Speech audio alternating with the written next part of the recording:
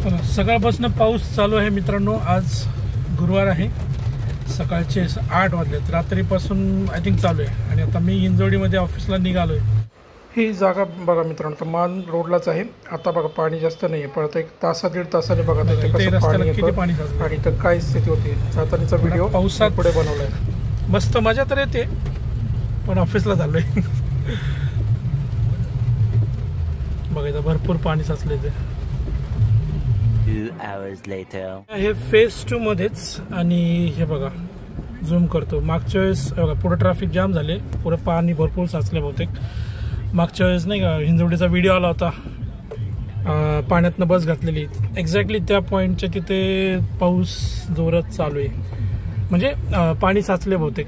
त्याच्यामुळं तिकडं I think जाण्यात रिस्की आहे. आपण दुसऱ्या रूटने जाऊया, तर इकडनं गेलं तर टाईम लागेल. तर पुण्यामध्ये हिंजवडी भागामध्ये भरपूर पाऊस पडतोय रात्रीपासून. आणि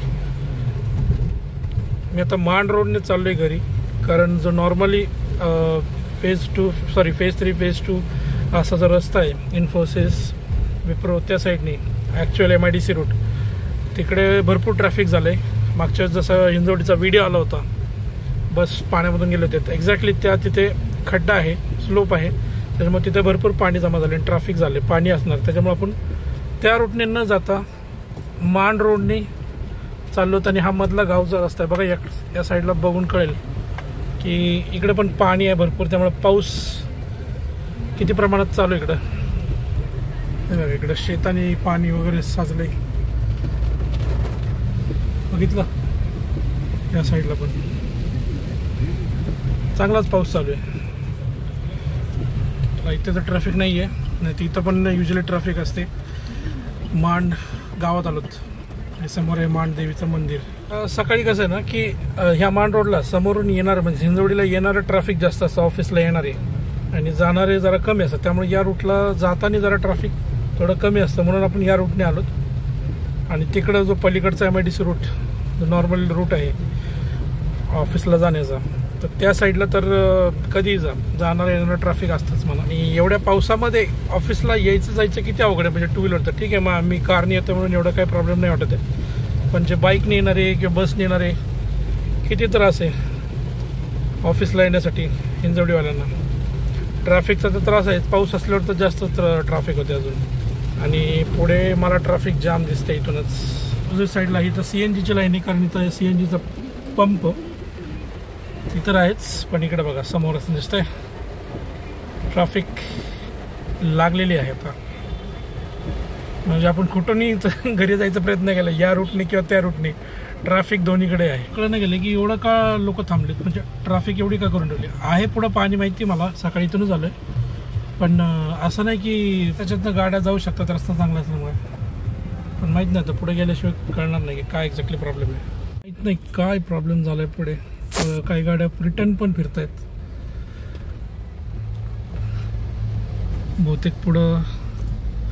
पुढं जास्त पाणी आहे तिकडं, ते ट्रक खाली तिथं. हां ते बघा तिथं जरा जास्त पाणी आहे. मोटरसायकल ॲक्टिवा वगैरे काही जणांच्या बंद पडल्यात. गाडी फक्त थांबली नाही पाहिजे पाण्यात, म्हणून सगळ्यांचा प्रयत्न चालू आहे.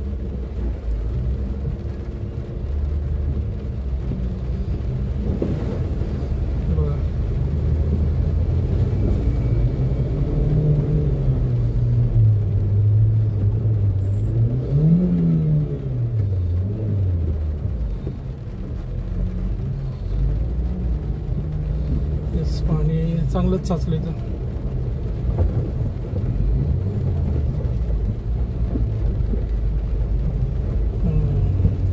भरपूर पाणी इथं तर जास्त झाले.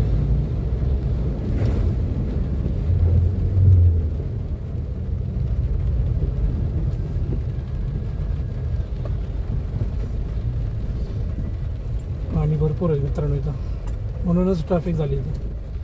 पाण्यातनं गाडी काढायची म्हणलं की अवघड आहे. आतमध्ये समजा सायलेन्सरमध्ये पाणी वगैरे गेलं, गाडी बंद पडली तर मग काय, मग तर संपला, खेळ संपला.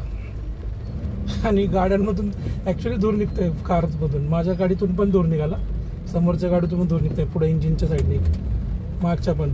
का, कारण इंजिन गरम आहे ना, आणि पाणी लागल्यामुळं कसं वाफ व्हायला लागले, त्याच्यामुळं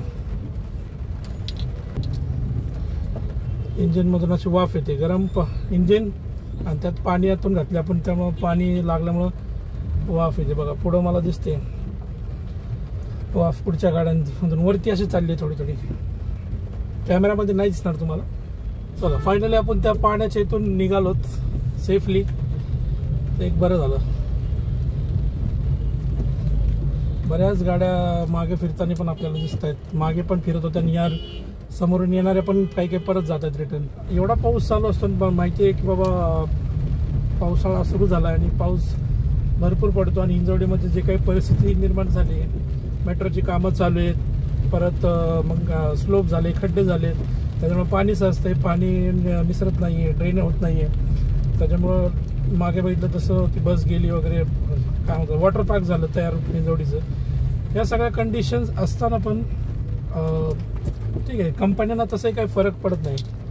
ओके, त्यांना काही घेणं देणं नाही तुम्ही कसं या काय, पण ॲटलिस्ट यार थोडं हे करायला पाहिजे की बाबा हां चला थोडं लिव्हरेज दिला पाहिजे. तुम्ही वर्क फ्रॉम होम करा, कंपल्शन करू नका ऑफिसला यायला, तेवढं तुम्हाला आलंच पाहिजे वगैरे. वर्क फ्रॉम होम देऊन टाकलं 2-3 महिने, 1-2 महिने, जेवढा पावसाळा जास्त असतो त्या काळामध्ये, तर सगळ्यांसाठीच बरं आहे ना. लोक बाहेर पडणार नाहीत ऑफिसला यायला आणि हे सगळे प्रॉब्लेम्स, कारण तुमचं काही नुकसान झालं काय झालं पावसात तर काय कंपनी थोडीच येणार आहे, कंपनी थोडीच म्हणणार आहे की आमच्यामुळे झालं आहे. त्याच्यामुळे मला तरी असं वाटतं की वर्क फ्रॉम होम करावं, की आपला जीव लक्षात घेऊन की आपले हे लक्षात घेऊन आपलं आपण डिसिजन घ्यावा आणि घरनं काम करावं जमत असेल तर. या भूमकर चौकात म्हणजे इथे खाली ब्रिजच्या खाली इथे पण भरपूर पाणीच असतं, डायरेक्ट तळच होऊन जातं इथं पाऊस जर मोठा आला तर. आणि मग ते इतकं ट्रॅफिक होतं आणि इतकं गाड्या पण इथं बंद पडतात पाण्यामध्ये.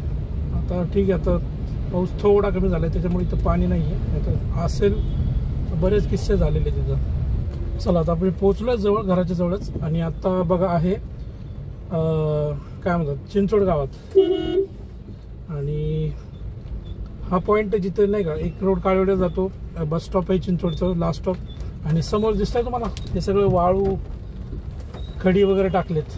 बरं काय याला काय अर्थ आहे का? किती गाड्याच्या 2 व्हीलर वगैरे स्लिप होत असतील, हा रस्ता कधी करायचा? म्हणजे इथं एखादा अपघात झाला किंवा काय झालं तर बघा सगळी गाडी स्लिप होती. खड्या टाकून जमतं का इथं? आणि हा मेन रहदारीचा रस्ता आहे.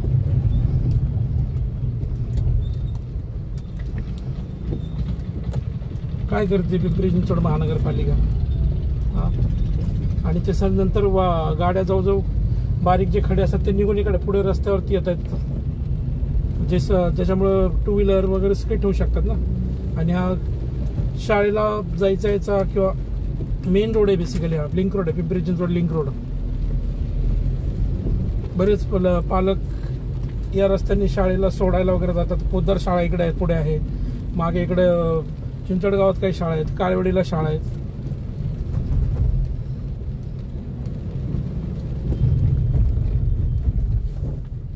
कधी या सगळ्या गोष्टी बदलणार?